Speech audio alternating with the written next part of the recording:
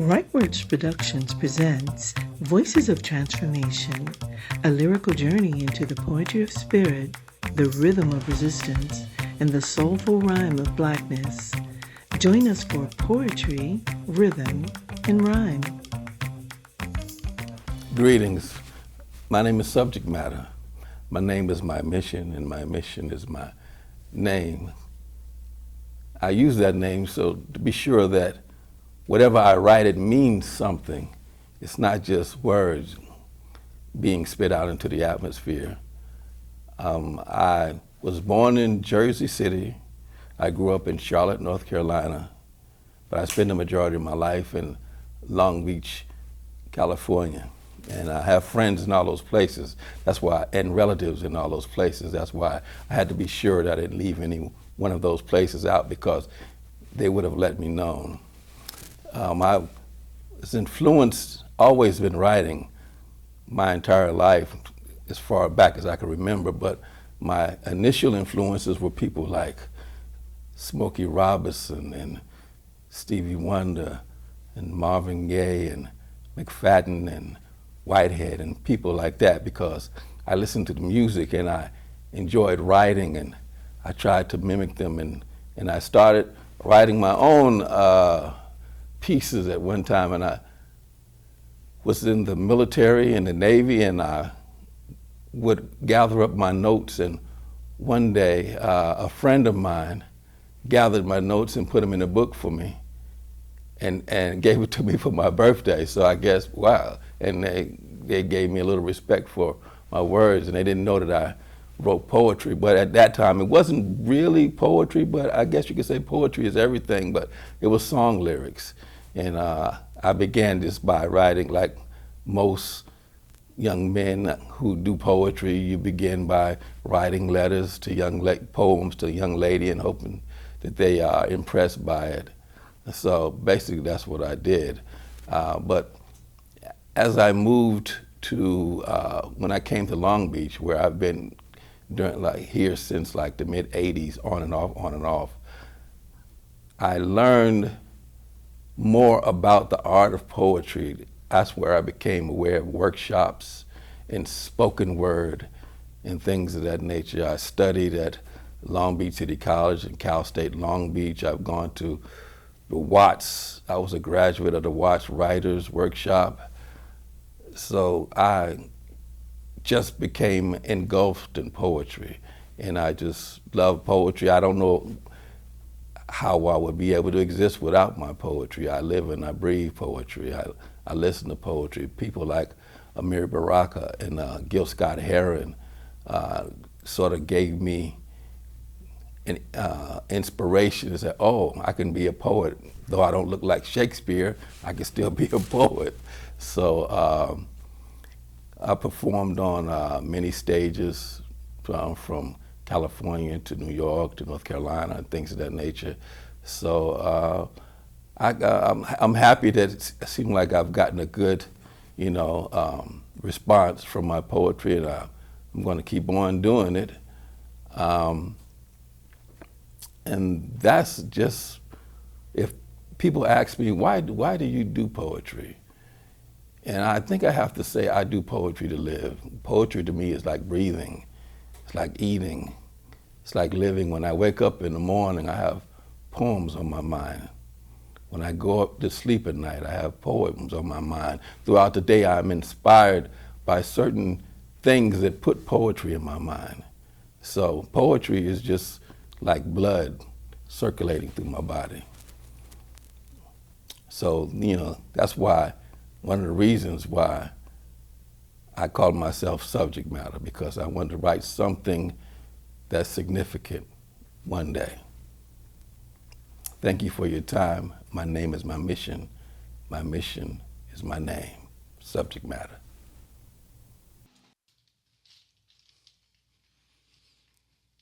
Alexander Pope wrote, "Man, know thyself." So what is your color? None of that what hood you from color, who you be claiming color, None of that he be singing the blues or he be about flaming color, Know that I'm half African and Cherokee on my mother's side, Spanish, Irish, French, and Italian on my father's side color. Know that the obvious color that you get at the Census Bureau so they can keep track of you color. So they can decide how much of the trickle down is going to trickle down on you, but not really impact you color. Know that, hey, how do y'all get in the front of you? And they used to be in the back of you color. The question is, what is your color? No, not that separate us from each other color, but that brings us all together to complete one divine portrait we call the infinite universe color.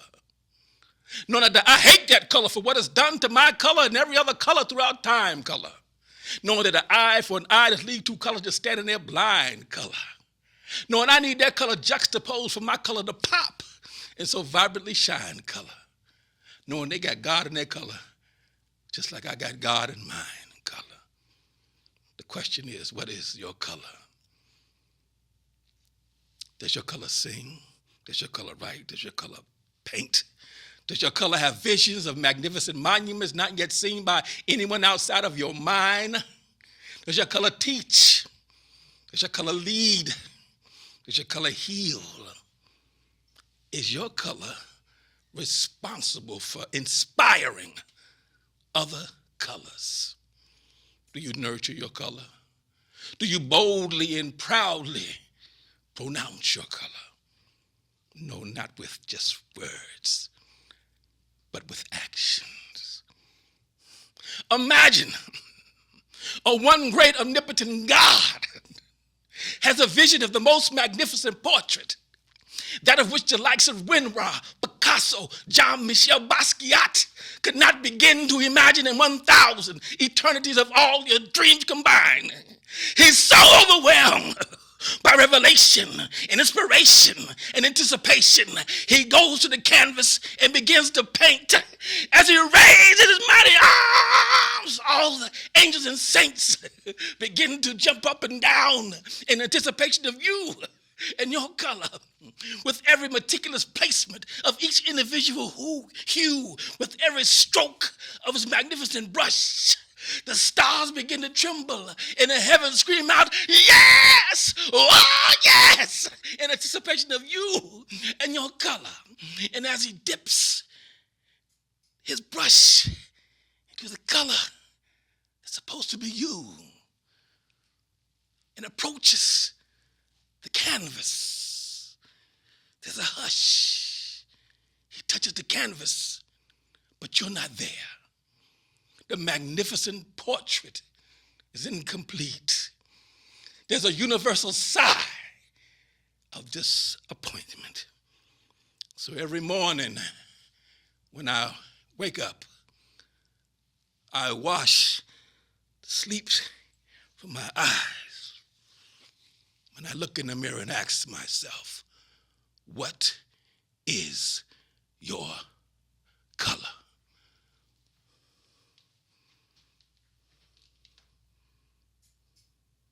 Hello. Welcome to Riteworks Productions of Poetry, Rhythm, and Rhyme. Today in the studio, I have the wonderful and amazing, talented, beautiful Genesis Ripley. And we're working on a special project, so we hope you'll enjoy our project. Mm-hmm. And then later, they're going to share some amazing talent that they have with poetry. So, how are you? I'm doing really well. Thanks for having me. Thank you for coming. You look so amazing. I love your whole aesthetic. Thank you. So tell me about your motivation with poetry. And tell us a little bit about yourself first. Like what? Like what inspires you? Being alive. Good to know. I don't know how I would feel if you weren't. I mean, this would be a totally different show. there's a lot of things to write about right now. But how I got started in poetry, I just wrote to make sense of the world we're in, to make sense of my life. And I've been writing for a long time, since I was like 15. It's just how I make sense of the world, and I only recently started sharing it, maybe like 3 years ago. when I published my first book, and then a little bit before that on social media. I didn't really share my writing. I just wrote for myself. So being a word artist, what would you say inspires you, and or who inspires you? My children inspire me very much to write. My family has inspired me. Other poets, Enid Jay is one of my favorite poets. Journey Johnson is one of my favorite poets. And honestly, a lot of the local poets right now around, they give me a lot of, everyone locates themselves differently in the work. And it's really inspiring to sit and feel and witness how different people locate themselves in poetry, and it nourishes my own spaces. I love that. I love that. And I just love your look. I love everything about you. That's why I wanted you on the show. I gotta say Audre Lorde too.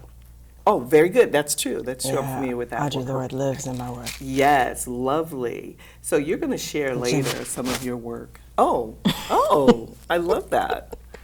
You're going to share some of your work later. Tell me, like, where are you from? Where did you grow up? I was born in Philly, but I grew up in LA. So I spent a lot of time at Venice Beach. Just grew up in LA. All right. And so tell us about that family. What was your family structure? And I know you said something about your children and your family inspiring you. And I'm inclined to believe that you have a poetry family, some of the people that you're connected to. And why are you connected to them? What is it about them that feeds your spirit? Oh, my poetry family, not my family being poetry family, but like family. Right. You know, that's growing indeed, but I only recently started going out and moving poetry at mics and witnessing people and being witnessed in that way. That's a recent thing. So I am growing a poetry family, a poetry community, and what does that feel like for me? Like grace. Lovely. Like grace. And what words would you say to someone who probably can't find their voice in the outward sense? What would you say to encourage them to take pen to paper and encourage them to write it down? I would say that all art is ritual and ceremony, and that it can be lived in different ways, but ultimately at its core, art rose from a space of a need to figure out this world and to celebrate it and to mourn it and to live all of our emotion through it and our thoughts. I would say to tap into that truth and let it come from that place. And also, I have this practice that I do. I spend a lot of time in nature, and I read my poems in nature. At the water's edge, when I'm hiking with my dog, I'll just recite poems. Sometimes I'll pause and I'll pull somebody else's poem, somebody's poem I love. I spend a lot of time with my poetry in nature, and nature witnesses different, and different places in nature witness different. So the water has a different kind of listening than like the woods that I might go through, right? And so when you're received and you start communing back and forth, because then it speaks back to you, not in words, but in feeling, right? And experience. And when you start doing it in that way, you kind of reconnect with how art became. You know, it became because we're in awe, or we're afraid, right? Or we're excited, right? And that's how it started, and the wilderness was always first witness. Very good. I love that. Yeah. I tend to write outside, or I like the sun shining into the windows when I'm writing. I like quiet. I often don't have anything on. I like candles. I enjoy that experience when I'm writing. It's very zen when I'm writing. Yeah. But so with you, that's your motivation, it's your style, that's what feeds you, that helps your work to resonate inside of you, and I love that. So what else would you like to tell us about who you are and how you work and what motivates you? It's weird talking about yourself, you know, because you just do what you do, you know. I don't really speak about what I do very often. I just find myself in the rituals that I have, you know, whether they come about on their own or whether I intentionally create them. I just kind of, maybe that's what it is. I am a person who's very ritualistic, and I'm a person who believes in contradictions, and I live those things, and that unfolds in the way that I move in the world, you know. Oh, something that might be interesting about me is I unschool my kids, so meaning we have an unschooling lifestyle. They've never been in school. We listen to what their interests are, and we meet those together. And they're raised with agency, so there's no power over, there's only relationship with. And that's why I said in the beginning that my kids taught me a lot, because raising them this way asks for a lot of self-reflection. Oh, let me fix this. Oh, is that what we're hearing? Yes. I didn't even feel it. That's your energy coming out. Yeah. So I love that. So you unschool them. That's what it's called, yeah. Yeah, mean- amazing. Because I always, as you know, I'm a teacher, I'm an educator. Yeah. And I always say that schooling is different than educating. And education is totally different. And so you're educating your children. My kids learn a lot from the world, and I help facilitate that. Oh, wonderful. Yeah. I love that. I should have been your kid. I love that.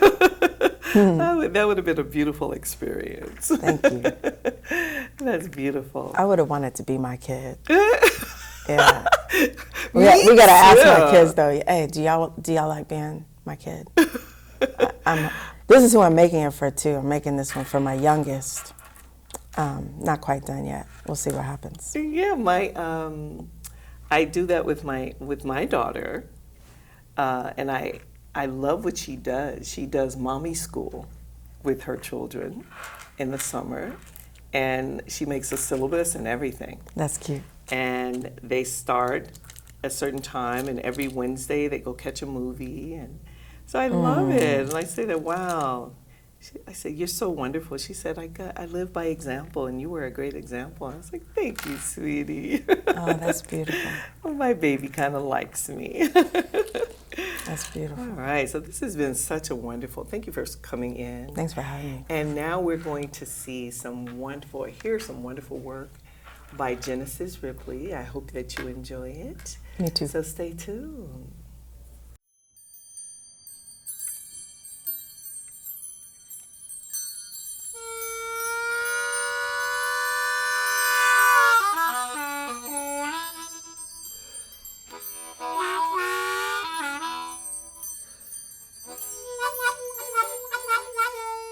The ways the scent, just the hint of purple, can kiss and ease the centuries, can water what feels like death's valleys, can bring chains to its knees. Torn and thinned like plum skin, a purple revelation that always been. And my mama, she ain't birthed no fools. I'm learning lessons ain't taught in schools about how a purple people led a revolution, about how purple alchemy brought down institutions. Diasporic secrets hidden in native tongue, Amaranthan communion where language was stolen. Dark magenta flesh in motion, lavender bodies that line an ocean. A heliotropic hue-filled dance, gyrating violet drips, holy jiggling hips. We, a purple people, violacious, purple benders, the people of amethyst smoke purple like green, drawing into our lungs the hazy scent of lilac, while holding in our arms strange fruit with riddled backs. Sticky heat seeps into the soils that live in the bones of our magenta'd forever. Purple poetry's oozing, thick strokes in my everything. Squish and plush, a rush, purple flooding, saturating bodies, drip and slick violet hues, glowing lush. Under midnight moonsun, I'll do blasphemy, so. Slip hands back in you, do it again, dip my hands back in you, do it again, then again and again and again, slippery with purple rubbed all in skins, take bite as pomegranate runs down chins. Yes, the passion of the purple people living deep in their sacred sins. Wet dreams may come, drawing screams from holy wet drums. Liquid thunder, siren song of purse rain soaked in wine's caress, stains the flesh again, then again, 'cause even when I'm frightened, I stay open, and I stay open wide, and when I feel the urge to gallop away, I close my eyes, I feel you move inside, 'cause purple loves, purple bleeds, purple rains laughing on the everything, and I think it pisses God off if you walk by the color purple in a field somewhere and don't notice it. And in this life, I dedicate these bodies to worship it.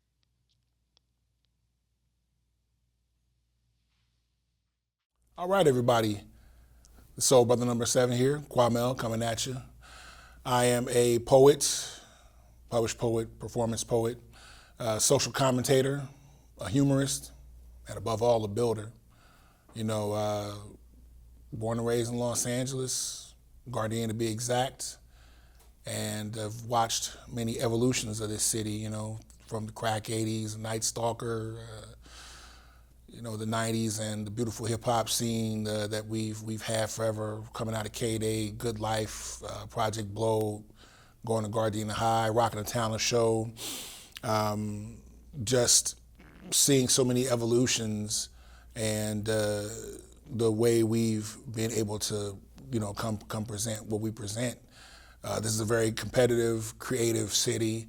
Our history is on par with many great places in the world. You know, once my man Paranorm told me, like, hey, you live in the greatest city in the world, I said, you know what, why don't we illustrate that?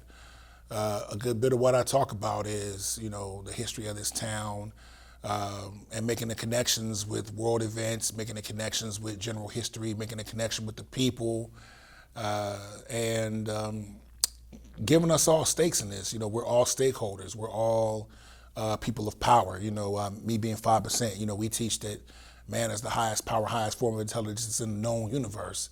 So why not know this universe and embrace this universe? That's what I'm here doing. And, you know, if I could give people the connections they need, that's where I'm gonna take them. You know, the nuggets that I learn about, you know, cars we've driven, the events of our time, the beautiful places of the old LA, the new LA, around the country, around the world. Culture is joy. Culture is beauty. Culture is character. And, you know, it's worth it to give us culture. So that's where I'm going to keep it. And hopefully folks of all generations understand the assignment, pick up what I'm putting down, and we have some fun with it. I like to have fun for years to come, make this thing a timeless thing. Peace to y'all.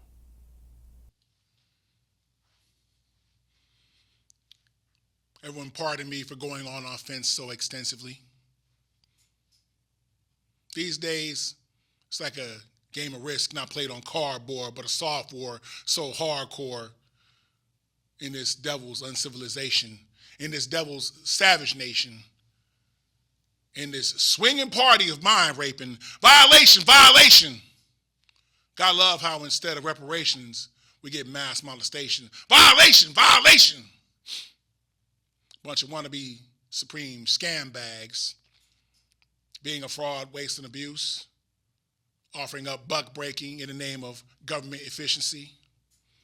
That steer manure gotta be missing me. I steer clear since that ain't my lane of funk.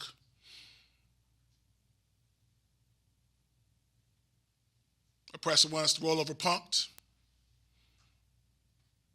Whole nother thing coming real soon. Attention we paid to Elaine Brown and Asada Shakur and Fred Hampton, so we know these parts. Every road and exit ramp around these parts. We stay building in them parks from Lamert to Ladera to Rucker to Prospect. We even stay building them corners and them projects. Yes, we builders much real around here. So don't nobody step to me around here asking today's math unless you can build and will build minds that need the revolution.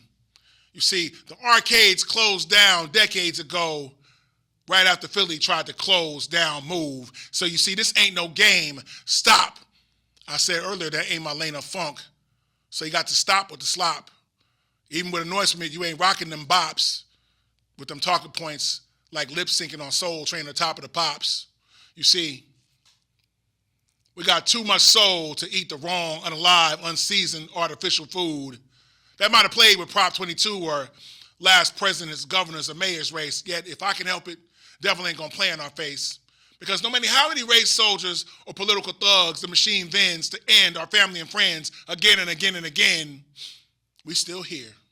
Like Simon Moyer Smith and Julie Franchella, still here, where all the brothers and sisters get together, like Stevie Wonder said on the piano, and like Jim Ingram said on drum beats, we will never be broken. Because as desperate as them boys be to take up atmosphere, to reign in the center of the universe, we builders build power, build community, build world. We reign ready to destroy the destroyer in one day. We already do in our good time, one day at a time. That may sound like CP time or island time, but it actually means it ain't oppressor o'clock. That actually means oppressor lose sleep trying to extend their long night of imperialism, not us. Oh, shucks and jives. Ain't that awkward, you sweet summer child. Oh, well. While they obsess and dwell, in strength we swell as we stay rooted like rebar in our foundation and about liberation.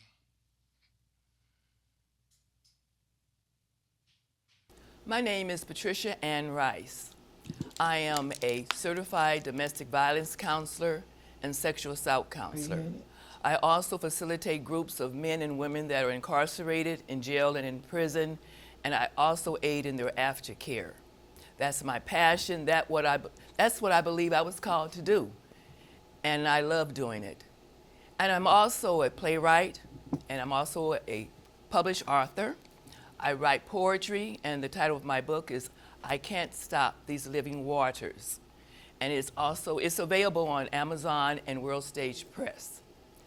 The reason that I write, I'm inspired from the work that I do. I love to tell the stories of the men and the women that I've been used to bring light into darkness that came into their life and the trauma that they went through. And it makes me able to express what happened to them on paper for them to hear it, and then they're able to talk to me about it and freely talk about it, and they also start writing themselves.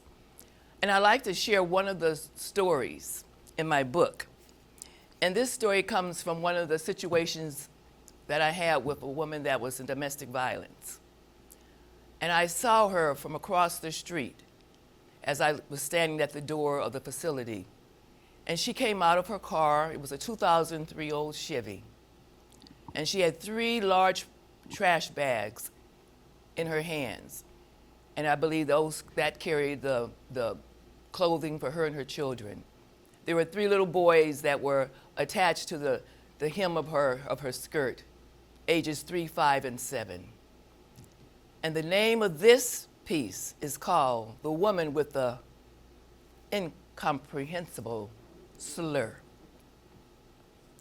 She walked into the domestic violence shelter with a look that spelled doom. Her eyes were swollen from crying all night. She walked with a limp, and I could tell she had been in a fight. All I saw was darkness upon her. She was in need of the light. She tried to express in words what had occurred, but it always came out in an incomprehensible slur. I took hold of her hand because she could barely stand. All she knew was that she loved that man. This was something that she just couldn't understand. His babies she birthed, the love that she gave him, and she felt, this is where I now stand. A woman with speech, but unable to speak what had occurred. All she could utter was an incomprehensible slur. Now, this particular woman, later on, she was brought to the light and she was healed. We had a session, and it was a one-on-one session, just me and her. And I read this poem to her. She cried tears that seemed like a million drops. But later on in the group that we had with the other ladies, she shared her story. Then she began to write her own stories. Then she began to even write poetry telling about her trauma. And she was set free. So this is the reason that I do what I do, because I'm going to keep doing it until I can't do it anymore. It's to bring light to those who have been in darkness. And that's why the title of my book is just what I do. I can't stop these living waters. Thank you. The title of this poem is African Drums. And it's this little storytelling in it about my brother named Sartus. He is now one of our ancestors, and he no longer is with us in this realm. But he played the drums so fiercely. He was a master percussionist. He also played professionally, and he traveled doing the drums. But when we gathered as a family in his home in Ojai, and he had this huge stage that was built in his backyard, and we would get on the stage, all the family members, and we would play drums, and we would play different instruments and tamarines, and we had a good time. And it seemed to attract everyone in the neighborhood to come when they heard the sound of the powerful drums. Sometimes Sartus would play at the Venice Beach, and one time at a park, and he played those drums, and as people began to hear the drums and they gathered around, sometimes the women would get on tables and start dancing, and my mother would say, calm the drums down. And they calmed down. And I said, there's power in those drums. And it made me think of us as a people coming from Africa and coming as enslaved human beings to America. And they allowed us to have our drums. You know, eventually they took the drums away from us, but they allowed us to have the drums so that we could be like entertainers and play the drums or play your instruments. But when those men would play those drums on those slave ships, and they had a code in those drums, and those drums would say something that were speaking to the others, warriors, and say, we're going to take this ship down, we're going to free ourselves. And they would move with their feet, and even their feet had a beat in them. As they began to pound.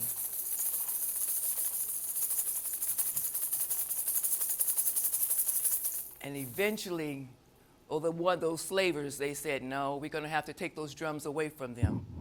So we came to America, and we didn't have the drums, but we had our feet, and we also had our voices. And the drums never died. The drums continue to arise. African drums, African drums, arise.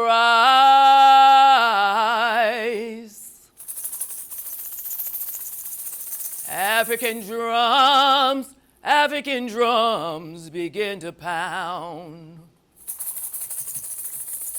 African drums begin to pound.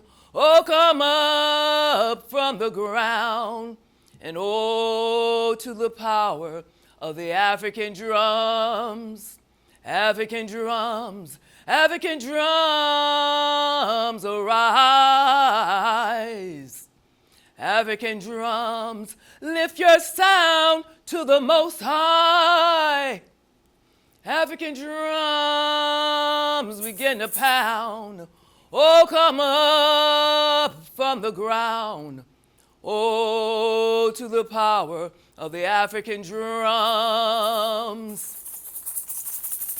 African drums begin to soar. African drums knock down every door. African drums begin to rise. You have survived. And oh, to the power of our African drums.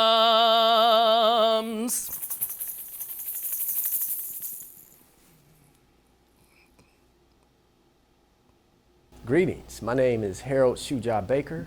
I'm an engineer, an author, a poet, a cultural historian, something of a community organizer, and an advocate for STEM, science, technology, engineering, and mathematics, education for black people and black children.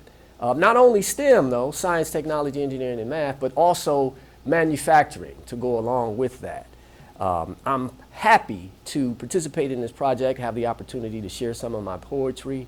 I do not yet have a poetry book, but I have a few books written on the topic of STEM education. First book is Building on the Work of Our Elders and Ancestors, Merging STEM with Kawaida to Promote Blackness and Everything Else. And then we have a series of children book titled STEM and M.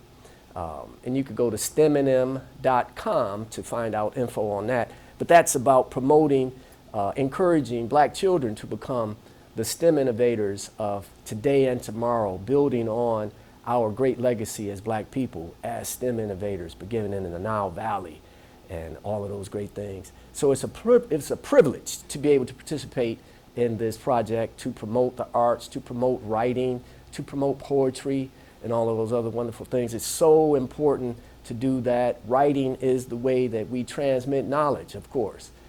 So if we want to leave the world a better place and help to develop ourselves and other people to be the best version of ourselves, then we have to write. So I'm thankful to have the opportunity to share some of my writing here today and to participate in this project. Thank you so much. All real and would-be revolutionaries are born, but true revolutionaries are made. Tested in the fires of life, they emerge as fighters, new world designers, and friends. They walk, work, teach, and defend. They laugh, love, and create good in its many forms. They grow to be truly good spouses, parents, grandparents, and such. Strong, principled women and men, always becoming, always sharing. They shape the space around them and season it with courageous deeds and kind words that we cling to, memories that make us better people. And we give thanks for knowing them. We give thanks for them knowing themselves, for waging and winning the first battle within over what a true revolutionary is and what a would-be revolutionary hopes to be, for loving us all enough to fight for us and to sometimes die for us. Because of this, they always return to the source before we're ready. But life doesn't end when the spirit takes flight. True revolutionaries are simply too large for that. Their spirits know no boundaries and yield to no age short of eternity. They live in us permanently, perpetually, eternally, as much as we live in them. And we will find them again. They speak to us in the whirlwinds. They teach and inspire us through our memories of them, so we will never stop calling their name. They guide and protect us in a way that only the vindicated and rightfully rewarded can. And they visit us in dreams so real that we see their eyes and feel their breath before they return to their new station among the ancestors, always guiding, always watching, always protecting and pushing forward, always a true revolutionary spirit. Hi, my name is Christopher Harris, and I have a little poem for you, and it's called Confused Mind, or Something You Might Like Better. Verse 1. My mind is a maze I can't escape, twisting through memories I never chose to make. Been through hell, still standing in the rain, hiding all this silent pain. I'm confused, I'm bruised, I'm tired of the fight, living in the shadows, reaching for the light. People look at me, but they don't really see the war that's still going on inside of me. They judge the surface, never see the scars, act like my past should have stayed in the dark. But every day I wake, I prove them wrong, turning my story into a song. Hi, my name is Christopher Harris, and I'm signing out.